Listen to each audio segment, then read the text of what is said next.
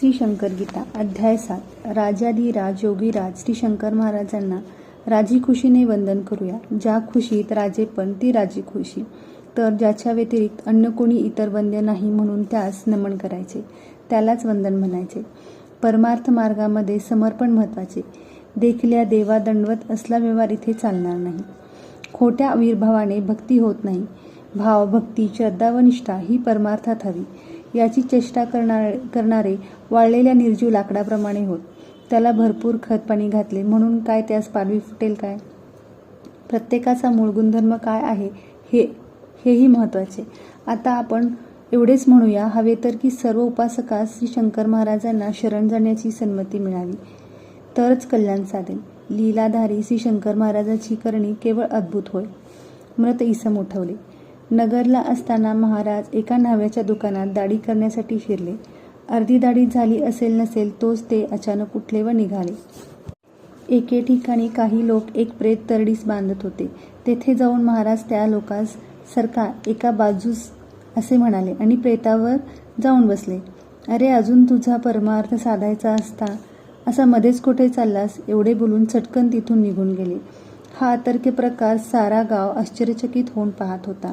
त्यांच्या दृष्टीने ही एक वेडगळ माणसाची कृती, पण आश्चर्य की तरडीवरील ती व्यक्ती अचानक उठून बसली. ट्रेनमधून पडूनही बचाव. भुई नावाचे एक डॉक्टर अमृतसरला रेल्वेने जात असता ते व आणखी एक माणूस असे दोघेजण गाडीतून खाली पडले. तो माणूस तत्काळ संपला, पण डॉक्टरांना महाराजांनी अलगद निजवले. तुफान वेगेत पळणाऱ्या रेल्वेतून पडणारे डॉक्टर इतक्या सहज बचावले की महाराजांचीच करणी. भगवान श्रीकृष्ण दर्शन. एक विद्वान पंडिताला प्रश्न पडला होता की महाभारतामध्ये कौरव पांडव युद्धाच्या वेळी भगवान श्रीकृष्णांनी भर रणांगणात अर्जुनाला कशी काय गीता सांगितली असेल? युद्ध चालू असताना त्यांना वेळ कसा मिळाला? हे त्याने महाराजांना विचारले. थोडा वेळ समोर बसून राहिले आणि अचानक उठून निघून गेले. याचे सर्वांनाच नवल वाटले.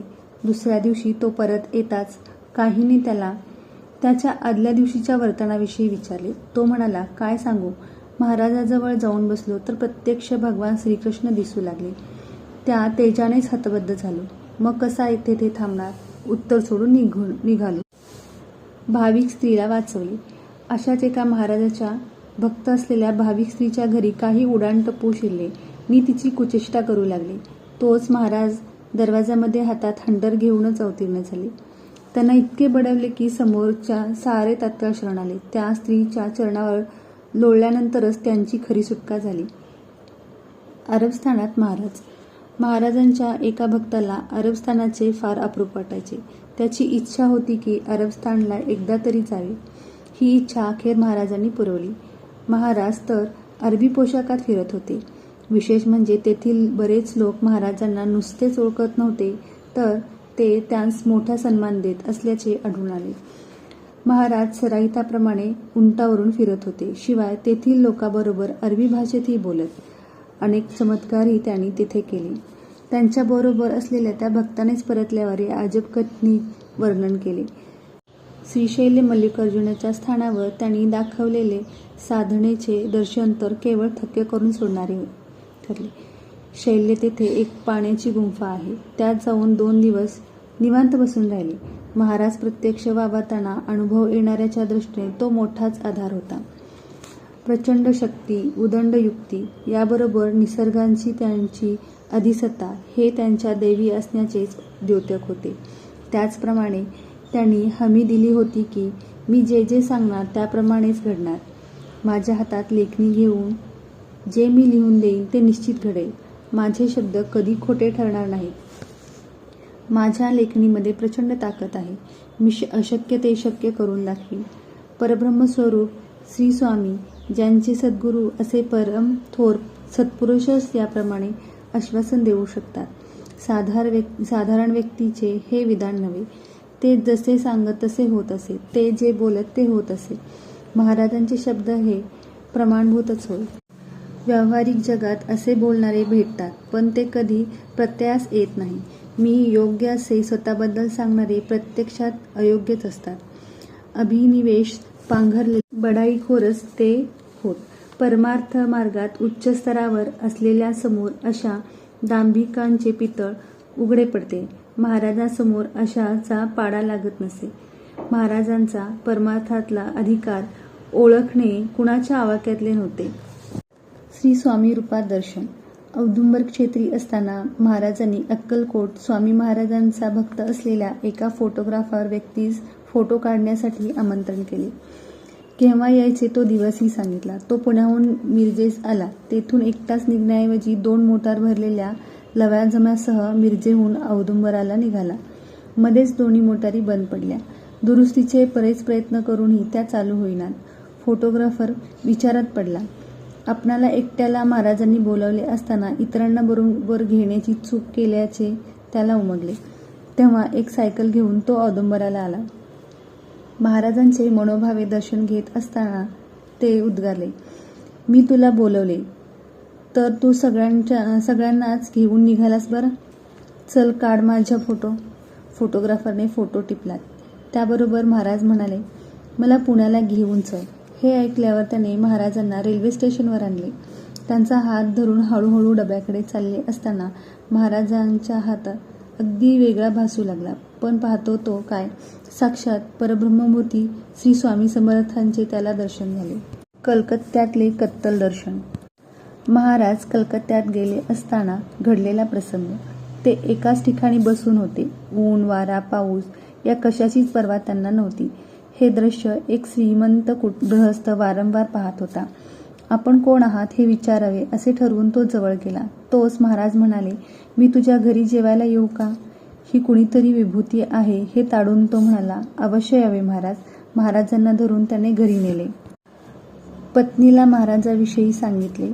पंचपक्वान्न भोजनाचे ताट बनवण्यास उभयता आतमध्ये गेले. हे गृहस्थ कलकत्त्यातील फार मोठ्या कत्तलखान्याचे मालक होते, पण श्रद्धाळूही होते. ते उभयता मोठ्या आनंदात बाहेर आले आणि पाहतात तो काय, महाराजांच्या देहाचे तुकडे इस्तस्त पडलेले दिसत होते. त्यांचे पाय तुटले होते, डोके धडापासून वेगळे पडले होते, हातही एका बाजूला फेकलेले होते, रक्ताचे थारोडे सर्वत्र साचले होते. हे भयावह दृश्य पाहून उभयतांनी किंचाळ्या फोडल्या. अतीव दुःखाने ते बेहोश झाले. थोड्या वेळाने ते शुद्धीवर आले तेव्हा महाराजच त्यांना सावध करताना दिसले. हे पाहून ते हबकलेच. "महाराज, काय हे? किती भयंकर स्वरूप आपण दाखवले. असे काही दाखवू नका." महाराज म्हणाले, "का? तुझ्या कत्तलखान्यात रोजच असे घडत असते, तेव्हा तुला त्यांची भीती वाटत नाही? आज का भीती वाटली?" एवढे बोलून महाराज न जेवताच तिथून निघाले. हे झणझणीत अंजन त्या श्रीमंताच्या वाट्यास येताच त्याने कत्तलखाने बंद करून नवीन व्यवसायामध्ये शिरकाव केला. एकदा एका नाटकात अचानक ते छिन्नविच्छिन्न झालेले सर्व उपस्थितांनी पाहिले. लोक घाबरून पळून गेले. त्यानंतर महाराज उठून बसले.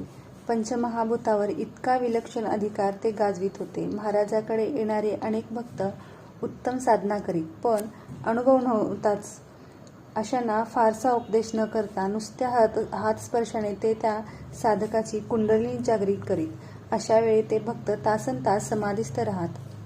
दरोडेखोरांचे हृदय परिवर्तन. महाराजात मध्य प्रदेशात असतानाचा प्रसंग. काही दरोडेखोर साध्या वेशात वावरत होते. महाराजांनी त्यांना सांगितले, "दरोडा घालून चोरी करून तुमचे कल्याण होणार नाही. केवळ या जन्मासाठी नव्हे, पुढील जन्मासाठीही तुम्ही पुण्य जोडावे.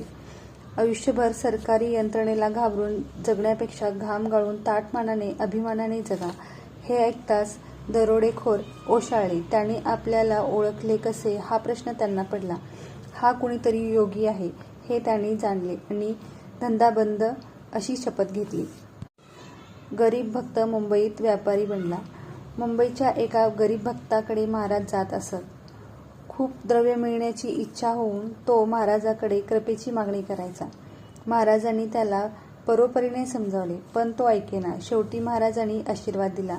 लवकरच तो भक्त मुंबईला मोठा व्यापारी बनला. तेव्हापासून महाराजांचे त्याच्या घरी येणे बंद झाले.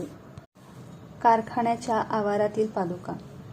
महाराज बिलोमिरियाला जायचे. एका कारखान्याच्या आवारात माझ्या पादुका आहेत असे ते म्हणाले. म्हणून कारखान्याच्या आवारात जाऊन खणून पाहतात खरोच 2 पादुका आढळल्या. त्या पादुकाची स्थापना करून महाराजांनी पूजेची नित्यव्यवस्था लावली. अमरनाथ यात्रेतली दुर्घटना टळली. पुण्यातले भोई डॉक्टर अमरनाथला यात्रेला जात असता अवघड वाटेवर त्यांनी घोड्यावरून जाणे पसंत केले. एका बाजूस डोंगर, दुसऱ्या बाजूला खोल दरी आणि वाट मात्र अगदीच अरुंद. अशा स्थितीत प्रवास चालला असता अचानक घोड्याचा पाय घसरला. घोडा व डॉक्टर भोई दोघेही दरीत कोसळले. ते खाली खाली जात असता तेथे अचानक महाराज प्रकटले. एका हातात घोड्याला, दुसऱ्या हातात डॉक्टरांना धरून त्यांनी वर आणले. रस्त्यावर घोडा उभा केला व डॉक्टरांना घोड्यावरही बसवले. पुढील प्रवासाला सुरुवात होताच महाराज अंतर्धान पावले. हे सगळे इतक्या झटपट झाले की एकूण घटनाक्रमाविषयी डॉक्टर भोई पुरते गोंधळून गेले.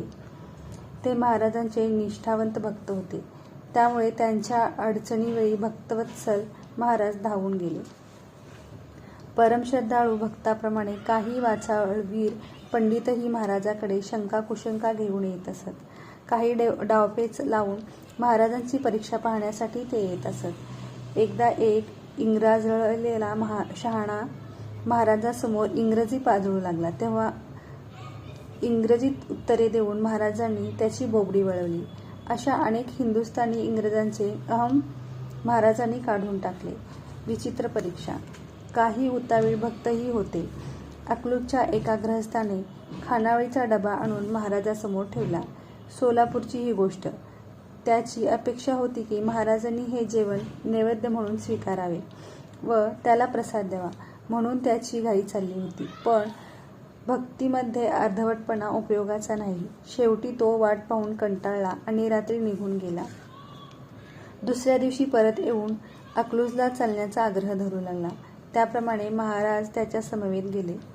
महाराजांना घरी बसून मग हे महाशय बाजारहट करायला गेले.